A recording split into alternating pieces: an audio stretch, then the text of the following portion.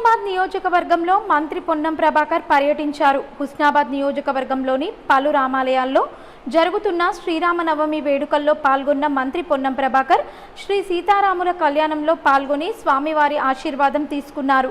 అనంతరం పలు రామాలయాల్లో స్వామివారికి ప్రత్యేక పూజలు నిర్వహించారు. ఈ కార్యక్రమంలో భక్తులు, స్థానిక అధికారులు, కాంగ్రెస్ పార్టీ నాయకులు, కార్యకర్తలు, స్థానిక ప్రజలు పాల్గొన్నారు.